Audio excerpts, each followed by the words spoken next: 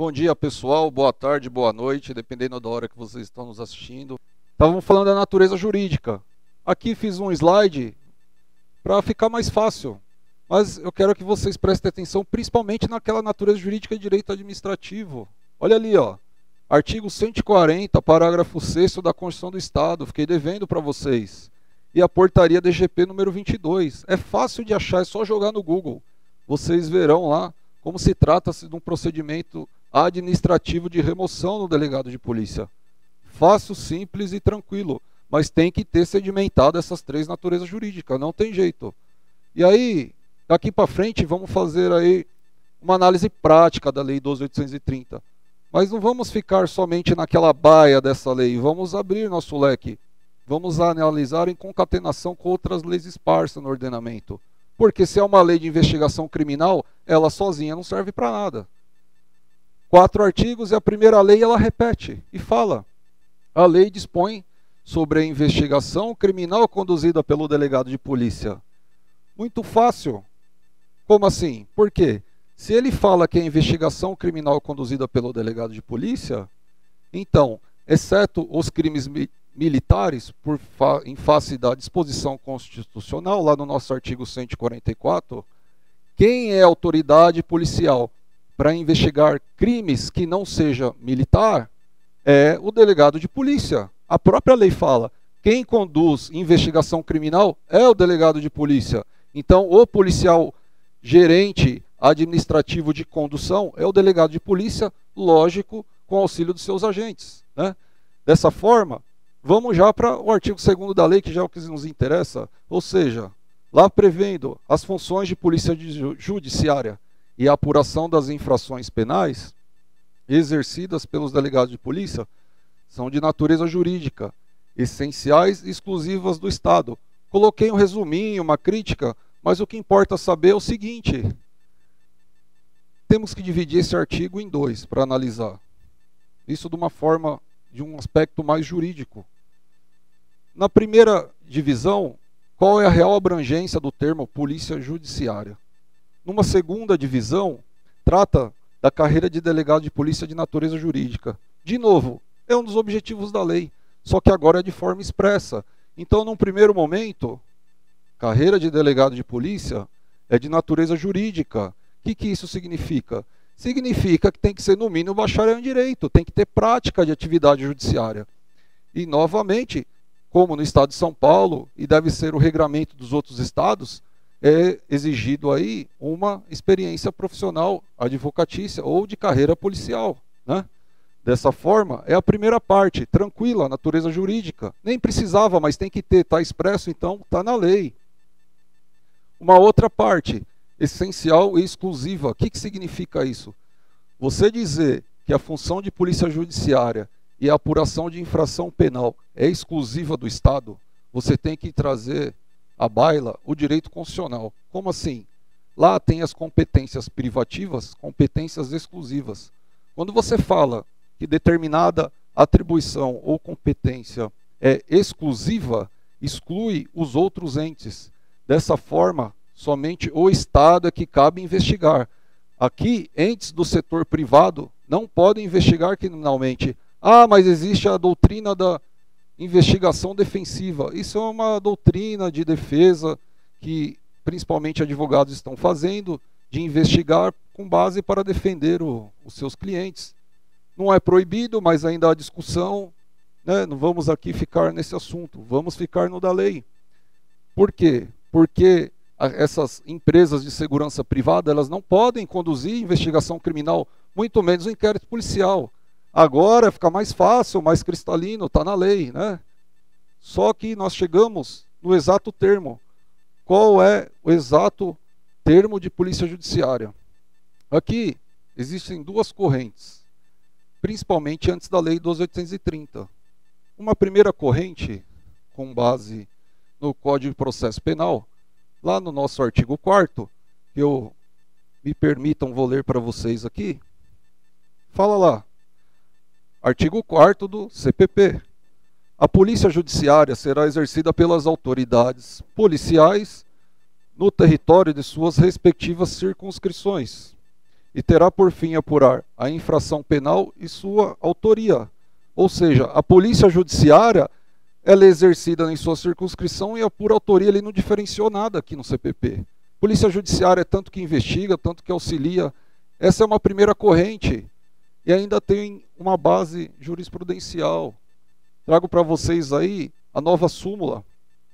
Bom, a súmula vinculante do STF, de número 14, ela traz lá uma informação, né, sobre essa primeira corrente, de qual é o exato termo de polícia judiciária, né?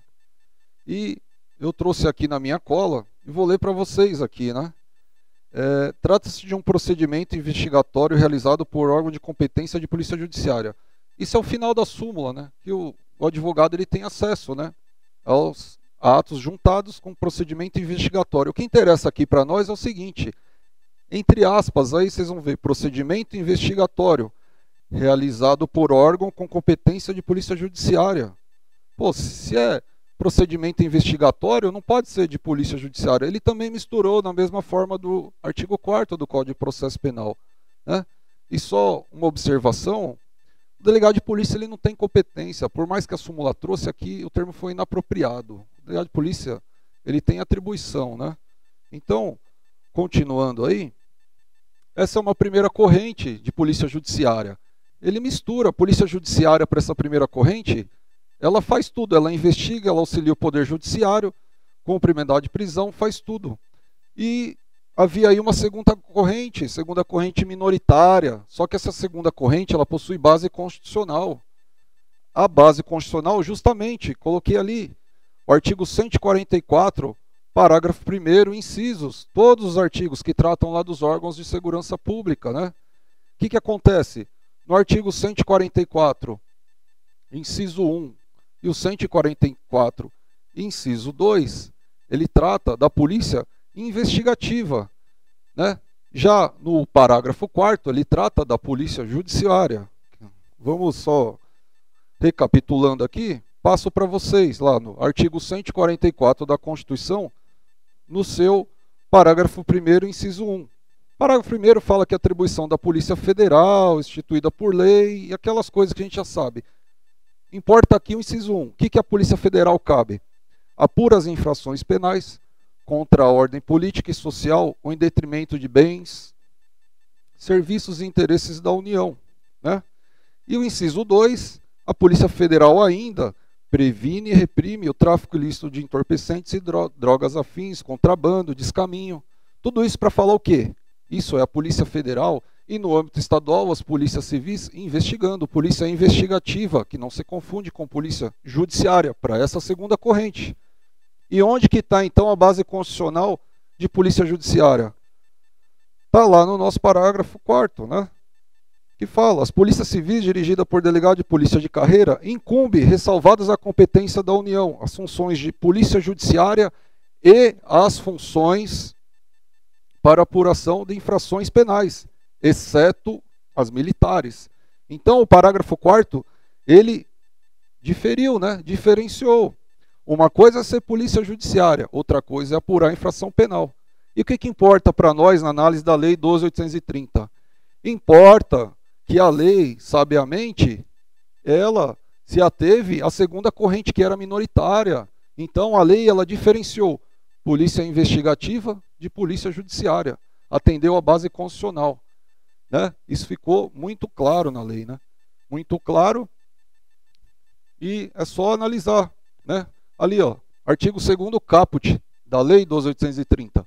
As funções de polícia judiciária e, ocultamente, as funções de apuração de infração penal ou infrações penais exercidas pelo delegado de polícia de natureza jurídica. Então, no caput ele falou, uma coisa, a função de polícia judiciária de natureza jurídica, outra coisa, a função para apuração de infrações penais ser também de natureza jurídica. Polícia judiciária, apurando e auxiliando o poder judiciário. Ah, e como é que auxilia o poder judiciário? Cumprindo o mandado de prisão, mandado de busca, oitivas, requisições de instauração de inquérito policial, e aí se torna investigativo, e aí por diante vai. Ainda no artigo 2º, parágrafo 1º, ele tratou especificamente da polícia investigativa, Por quê? Porque ele fala lá, o delegado de polícia, na qualidade de autoridade policial, cabe conduzir a investigação policial para investigar crimes, exceto crimes militares, né? Lá são as autoridades militares. Crimes comuns, delegado de polícia que investiga, né? Aqui é a polícia investigativa, não está falando de auxílio ao Poder Judiciário. De outra forma, ele já está delimitando o que já sabíamos, que a investigação conduzida pelo delegado de polícia se dá por meio do inquérito policial ou outro procedimento previsto em lei, né? E, como já tinha dito, diferenciou. Mas que outro procedimento previsto em lei? Já tinha falado lá atrás, Lei 9.099, termo circunstanciado. Mas, né, vamos se ater só a isso, né? Principalmente na denúncia anônima. Isso já foi questão de prova escrita, delegado de São Paulo em 2011. Se o delegado de polícia podia investigar com base em denúncia anônima, ou o sinônimo, denúncia apócrifa. Tem diversos julgados, tanto do STF e STJ, falando que pode. Então, quando a lei fala que o delegado de polícia ele conduz investigação criminal por meio do inquérito policial ou outro procedimento previsto em lei, todos estão falando do termo circunstanciado, mas a maioria está esquecendo da denúncia anônima. Como é que o delegado não investiga através de denúncia anônima? Lógico que investiga. Existem as ouvidorias, aqueles famosos diz que denúncia, vem a denúncia anônima. E o STF, o que fez? Trouxe os julgados e fala, diz lá em diversos, como esse que eu trouxe aqui, habeas corpus 99490 de 2010. Pode ser deflagrada uma investigação criminal com base em denúncia anônima, desde que você garanta a intimidade, né? Respeite os direitos do cidadão, né? Dessa forma você pode. O que ocorre é que a investigação de denúncia anônima não possui uma regulamentação total, geralmente prevista em leis estaduais, mas nada impede. Por quê? Porque o delegado de polícia ele está a favor de proteger a incolumidade das pessoas e do patrimônio, está investigando, já está deflagrando, ele sabe que se ele invadir a intimidade de forma ilegal, vai responder pelo crime de abuso de autoridade, né? Por isso que o STF já sedimentou, é tranquilo, pode sim, né? Passando já para o artigo 2º, parágrafo 2º, fala lá, durante a investigação criminal, cabe ao delegado de polícia a requisição de perícias, informações, documentos, já tinha adiantado. O que importa aqui é o que eu já tinha dito, diferença entre representar e requerer. Tão importante que aqui eu colei o que já tinha falado, né? O artigo 21 da Lei de Combate ao Crime Organizado, ele prevê como crime o ato de desobedecer uma requisição do delegado de polícia, nos casos de crime organizado. Aí um aparente conflito aparente de normas, né? Que se resolve no campo abstrato. Por quê? É um crime de desobediência.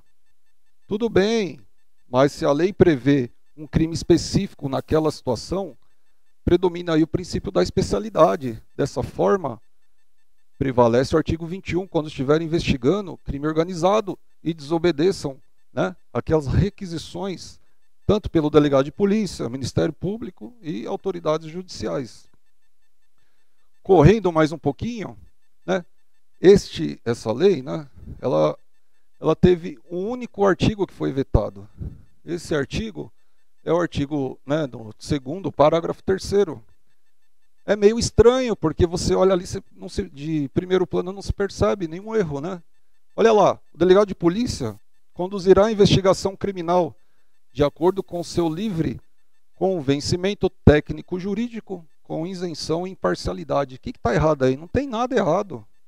Quando que o delegado de polícia não tem que ser isento, não tem que ser imparcial, não tem que ser técnico? É incongruente, né? Se a carreira é de natureza jurídica, ele tem que ter um convencimento técnico-jurídico. Mas esse não foi a questão do veto.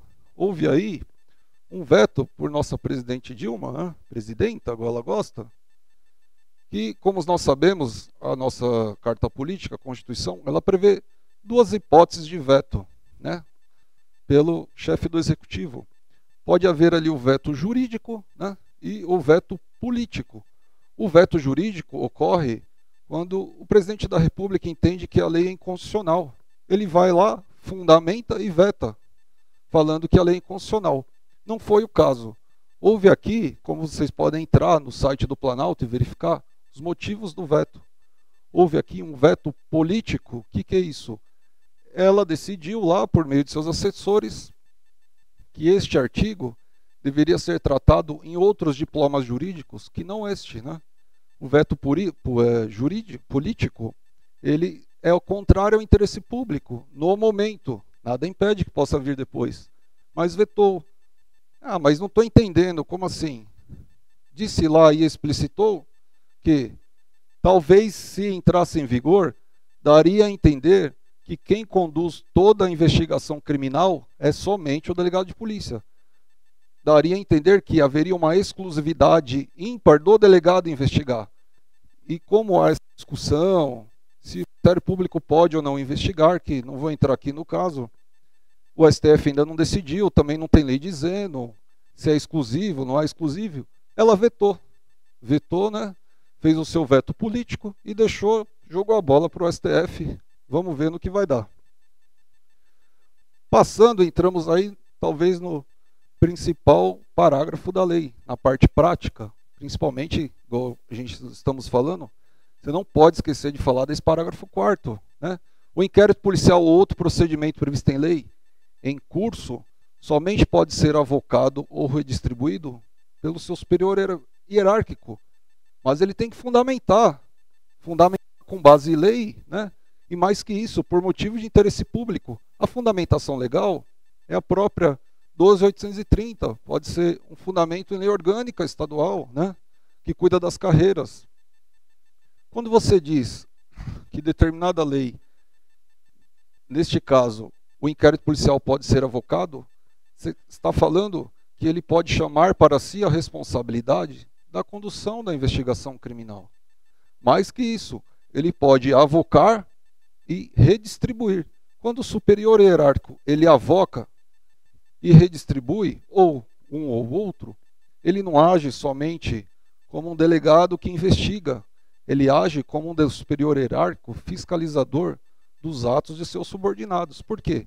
Aquela investigação pode estar na desídia, ineficiente, não está atendendo aos anseios, né, dos seus procedimentos, de suas ordens. Observando aqui que não pode haver ingerência, né? A investigação, o delegado ele tem seu livre convencimento. Um superior hierárquico ele não pode praticar ingerência na decisão, né? A carreira não pode isso. Existe até uma portaria da Delegacia Geral que proíbe essa ingerência. Mas nada impede que o seu superior hierárquico perceba que ele esteja aí meio desidioso, deixando para lá, e aí ele avoca. A lei trouxe, avoca e redistribui, podendo até haver uma apuração preliminar aí de punição administrativa, dependendo de qual a conduta que ele deixou de tomar, né? Uma prevaricação, uma coisa do tipo, né? Então, sempre que o superior hierárquico avocar, ele tem que motivar. Motivar não basta, então, apenas avocar. Motiva, fácil, tranquilo. E aqui, o que ninguém fala, pouca gente fala, né?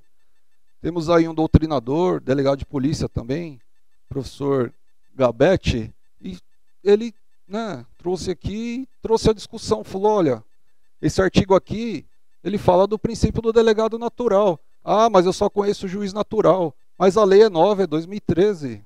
E o que é isso? Quando você fala que é o delegado natural, é aquele delegado que naturalmente teve conhecimento dos fatos dentro da sua área de circunscrição. Não é dentro da sua área de competência. Como eu já falei, o delegado não possui competência, possui atribuição.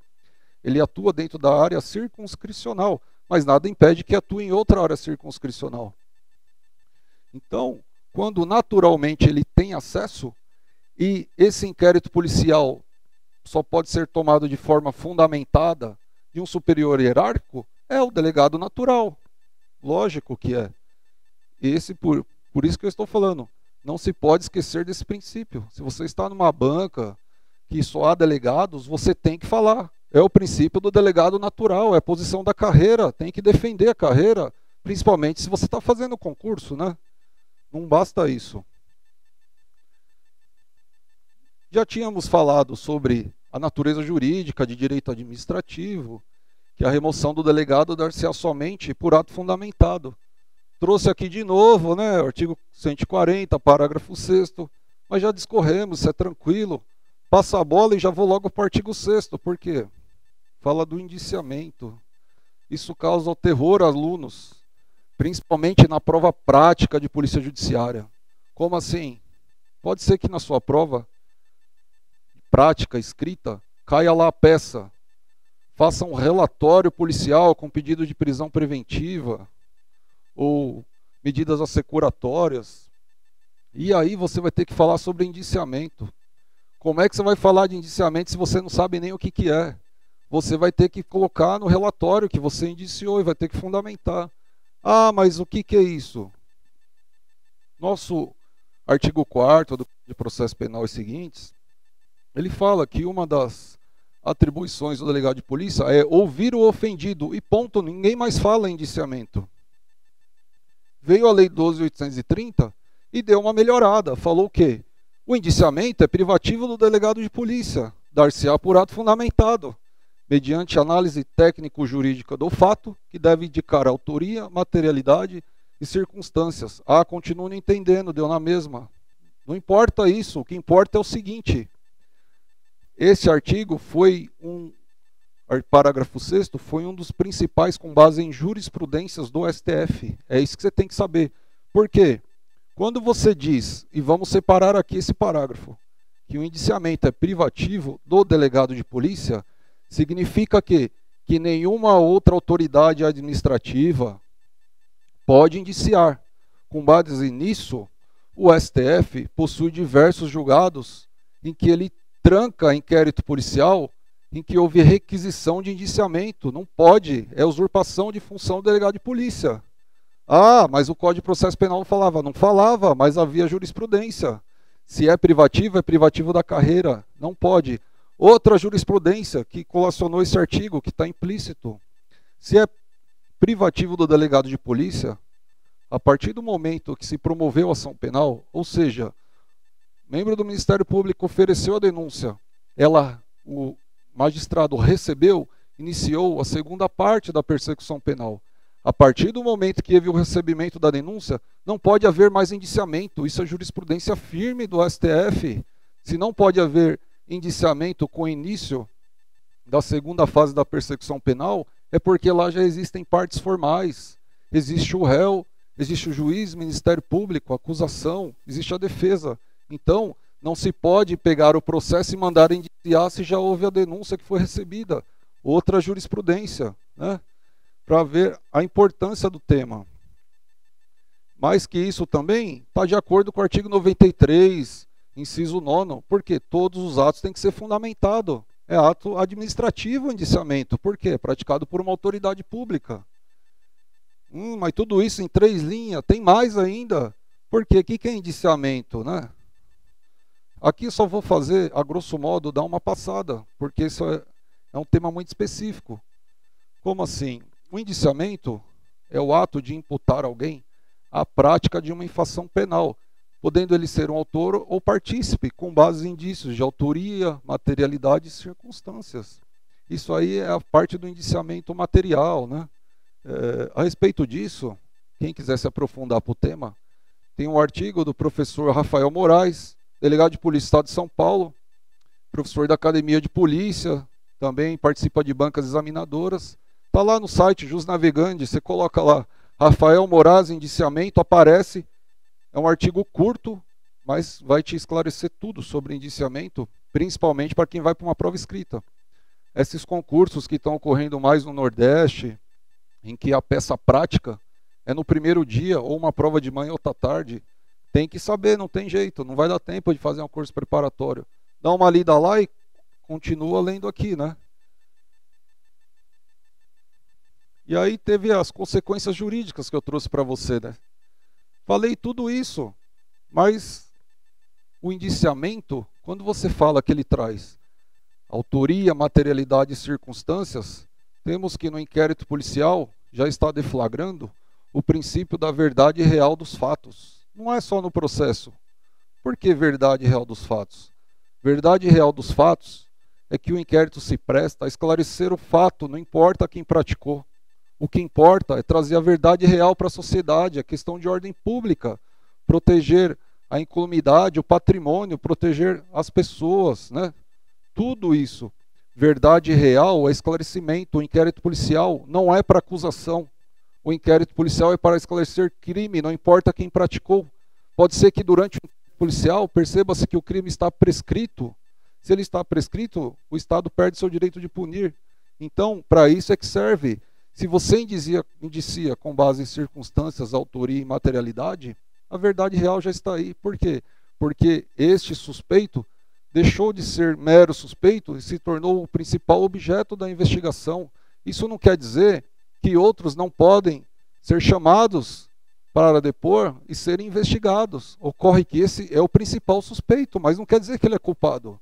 Quem vai dizer que ele é culpado é lá o Poder Judiciário, junto com o Ministério Público, com a defesa, é na sentença. O delegado de polícia, ele traz a verdade real dos fatos, ele serve de base para a denúncia, como também serve de base para a defesa. Por isso que a súmula vinculante número 14, o advogado tem que ter acesso amplo aos autos do inquérito. Todos os que estiver juntado tem que ter acesso ao advogado, né? E fechando, o artigo 3º, pessoal que não é da carreira, criticou por falar que era lei das excelências. Não vejo por esse lado, né? O cargo de delegado de polícia é privativo de bacharel em direito, carreira jurídica. Deve ser dispensado o mesmo tratamento protocolar dos membros da magistratura, Ministério Público, defensorias. Ah, e chamá-lo de Vossa Excelência? Não só isso. Como assim, né? Vossa Excelência? De forma protocolar. Mas imagine um caso de um delegado que esteja investigando crime organizado, como aqui em São Paulo, o DEIC, famoso PCC, que todo mundo conhece. Ele desarticula esse crime organizado, quebra a sua organização financeira, faz interceptação telefônica, faz medidas assecuratórias e ele é intimado no fórum, intimado para ser testemunha de acusação, como é corriqueiro. Chega lá, ele fica na salinha junto com as outras testemunhas. Lógico que o pessoal do crime organizado é muito organizado, não tem como. E aí vão ficar lá olhando, intimidando inconscientemente esse delegado. Então esse tratamento protocolar não se trata menos de, ao menos de chamá-lo de Vossa Excelência. Mais que isso, esse tratamento protocolar talvez chegue ao caso de que, nos casos específicos, fundamentado lá pela autoridade judiciária, marque um horário para depor. Para quê? Para que não se misture com essas outras pessoas. Por quê? Porque o delegado tem família, né? Difícil hoje. Crime organizado está infiltrado. Então, cuidado quando fale, não é lei das excelências. Esse tratamento protocolar é mais que isso, é uma proteção individual. Não só do delegado, mas de todos aqueles que investigam. Bem, pessoal, ficamos aí com o término desse pequeno estudo, né? Serve muito para o concurso público. Só lembrando a vocês que é o site ali, ó, www.adpesp.org.br. É o site da Associação dos Delegados de Polícia do Estado de São Paulo. Lá tem um artigo jurídico feito por mim a respeito da Lei 12.830. É só você entrar lá, clica no buscar, coloca Lei 12.830, investigação criminal, vai sair na íntegra o artigo, né? Ali serve muito matéria de estudo, uma compilação com todos os números de julgados que importam. Como eu falei, se ative só a parte doutrinária, jurisprudencial. Este artigo jurídico foi reformulado, virou a apostila do curso. O curso aqui é totalmente apostilado e todas as matérias no mesmo sentido. Então entre lá, imprimam, leiam. Se tiverem alguma dúvida, entre em contato com o curso DEPOL. Vai ser passado o site aí para vocês. Ficamos à disposição de vocês e que Deus os acompanhe.